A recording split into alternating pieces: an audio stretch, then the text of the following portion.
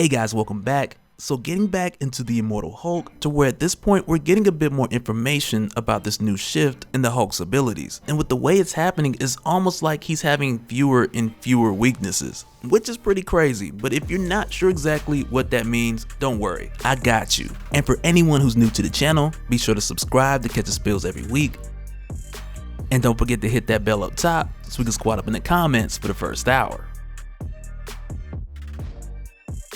Alright, so hopping right back in to where at this point, Bruce Banner has declared war on pretty much humanity, and with doing so, of course, your governments feel threatened, but the youth, they were enamored and inspired, which also led them to side with the Hulk and protest and probably put it all on TikTok. But if you guys remember, recently when we talked about this happening, to where at one of these protests, a security guard for Dario Agger, he had gotten super nervous, shot into the crowd, which would have been fatal for one of these kids and likely his daughter, but just in the nick of time, the Hulk jumped in and prevented that from happening. But as it turned out, in somebody's Instagram story, they had caught this event happening. And I don't know why I'm saying TikTok or Instagram, like it was just social media, nothing specific. But with this event being caught on tape, it was also brought to Dario Agger's attention that the Hulk was out in daytime when this occurred. And this is one of the new things I was referring to back when we talked about the Immortal Hulk Spider-Man one-shot. Because recently, much like how Joe Fixit could come out in the daytime, but only in a Banner-like form, now the Devil Hulk is also changing to where he can come out in daytime as well. And the source of this change, it all stems back to Banner, of which we'll talk about more in just a little bit. But with Dario Agger discovering this and watching closely at the footage, he makes the critique that it wasn't like full sunlight that day. And at the time that the Hulk was seen, it was a bit overcast, and Dario just feels like, well, the Hulk could have been ducking in the shade that day. And at this point, he's still banking on the idea that the Hulk cannot come out in daytime, and because of that, he's still trying to strategize on when he's going to use all his resources, of which he commandeered from Monster Island, because prior to this point he was banking on using them in the daytime, and as of right now he still feels like that's the best time.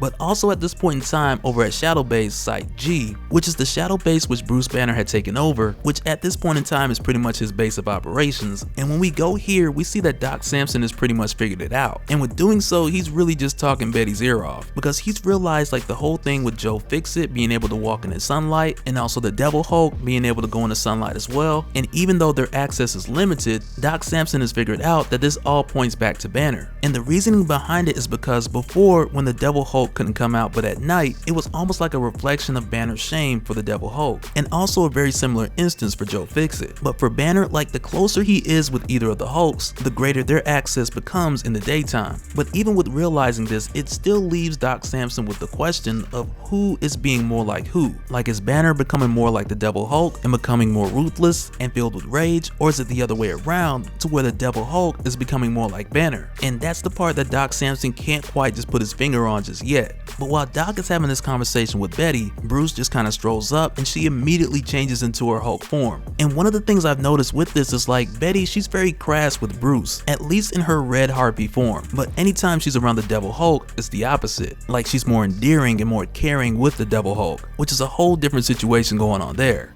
But jumping over to Jackie McGee, who's catching a hard time from her editor because lately she's been writing about the Hulk in a very relatable, logical, siding with the Hulk type of way, which of course originates from her obsession with the Hulk and him destroying her home as a child, which likely stressed out her dad having to work so hard and recover financially, which eventually killed him. But at the same time, she's conflicted because recently the Hulk has saved her life so many times, and both events give her good reason to either love or hate the Hulk, which give her a hard time on processing all those feelings. But it's also here while Jackie's having this conversation with her editor when Dario Agger hits the red button, which causes 4 different creatures from Monster Island to just appear in the middle of the city. And this really played into just part of the plan that Dario Agger had put together when we had seen him visit Monster Island a while back looking for some type of solution to combat the Hulk. And these creatures specifically, they're not like the end-all solution, like they're just part of it, because for Dario Agger, as part of his plan, he's only sending them here in the daytime to draw the Hulk out. And for Banner and the others at Shadow Base, like they see this, like it's an obvious trap. But the thing is, when Banner hears about this, he doesn't want to go. And this detail right here, this is something that's like lightly brushed over, but I'd make the argument that this is a very important detail, because at this time when he's like, why not send the Avengers or the Fantastic Four or the X-Men, to whom all of which are busy, this is another one of those signs of Banner being more like the Devil Hulk or even the Savage Hulk from what we've seen back in Absolute Carnage. Because one of the things we would notice, and mainly with the Savage Hulk, But one of the things that we would notice with both of these Hulks, it was that they both disliked only coming out and being used and dropped into a situation that would cause them pain.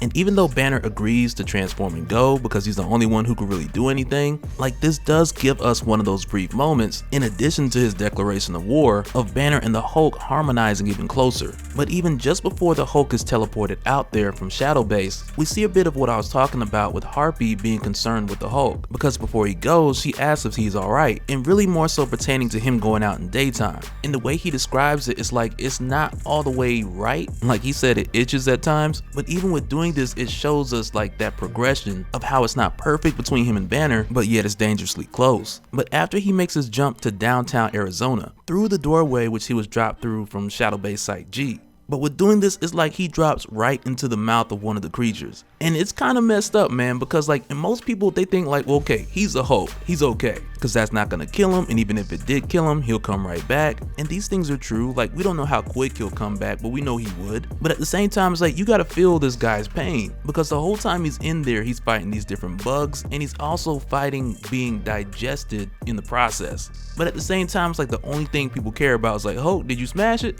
Hey, okay, good. And that's really all people care about for the most part. And it's like when we get glimpses like this of seeing the Hulk fight his way through here and asking why is it the Hulk always hurts? Like this is the part of the Hulk we're beginning to see Banner identify with even more and more. But from the perspective of Dario Agger, who was watching this all go down comfortably from his office ordering lobster, like one of the things we also need to notice is that he's also doing all of this for the sake of publicity. Because since Banner's declared war and like a number of your teenage demographic has sided with the Hulk, Dario Agger has been losing a lot of money, which is one of the reasons why he went full-time Minotaur, in order to give the appearance of someone strong who would protect the world from the Hulk. But even still with that, he's too scared to come outside. But essentially, even with that, he wants what the Hulk has. He wants that power, he wants that influence, but at this point, I highly doubt he really knows the depth of what really comes with it. But when we jump back over to Jackie, to whom her and her editor, they're just trying to stay alive. And at this time, it's nearly nightfall and the Hulk is still in the belly of that other beast. But fortunately enough, in the case of Jackie, the other members of Team Hulk, they've chipped in to help out, and her editor are saved by Rick Jones. And I gotta say, like with Rick Jones and his new abilities, I kinda like what Al Ewing has done, because with him being able to charge gamma radiation, or to hold the charge of gamma radiation and distribute that energy, he essentially could be used as a mobile battery pack for the Immortal Hulk. And that's definitely something that could come in handy at some point in time later on. But for right now, we get Harpy and Doc Samson, who make their way in, and they're also met with the arrival of Gamma Flight, which at this point in time is just Puck, Absorbing Man, and Titania, who really came into handy with the lava spewing monster, mainly because her body can handle extreme temperatures over thousands of degrees Celsius, which was also a huge relief for Doc Samson because he ain't about that life. But with Doc and Harpy helping Titania take this thing down, and also Harpy cutting it open, Doc Samson then discovers that these things are just shells, which are just filled with hives of parasites and being controlled by something else. And it's also in that moment when Doc realizes that he's like, wait a minute, wasn't the Hulk like eaten by one of these things? And it's almost like they forgot about the Hulk altogether. But it's at this point where the Hulk finally tears his way out, to where we really get a sense of the spin that the media has been putting on the whole thing. Because essentially up to this point, the media has been blaming all of this on the Hulk, and really just saying because he's here, he's the reason why this is happening. And it's like, even though they don't have all the information, like that's the story that they're running with, which is exactly what Dario Agger had wanted anyway. And it's almost like he could have used his ties to push some of these spins and kind of circulate this idea out there. But even with everything else he's been doing in the background, like digging up dirt on Team Hulk and bringing up Titania's old charges, but even still, it's like this theory made its way public on its own. But when a bright flash occurs over downtown Phoenix, Arizona, and appearing to be what the media would call a miracle, but rather than being any type of miracle, is the arrival of Xemnu, who not only is controlling these parasites, but he's also making this arrival like the Hulk is the enemy and Xemnu's coming to save the day. And this is one of those things that has me thinking, like, if Dario Agger is truly aware of who he's called out here, because it's very possible that Xemnu may have his own agenda that could conflict with the plans of Dario Agger. Alright, so real quick, just want to give a shout out to all the Patreons, and we got some new Patreons here, so shout out to Brett H, Jack S, Ahmad H, PJ, Dara T, and Aaron V. And I want to just say a huge thanks to all of you for going over there and showing your support and even dropping in a couple messages from time to time. Like, I really appreciate it. Like, it's cool talking to you guys about your thoughts and ideas. But if anyone else wants information on how to become a Patreon, links down below, and you can just hit me up over there. But like, yeah, that'll wrap it up for this one. And I gotta say, like, yeah, man, I'm really excited about Xemnu making his way into the Immortal Hulk series, because the Hulk and this guy, they haven't seen each other since like the Defenders. But let me know your thoughts down in the comments below, and we'll do it again in the next one. Alright, later.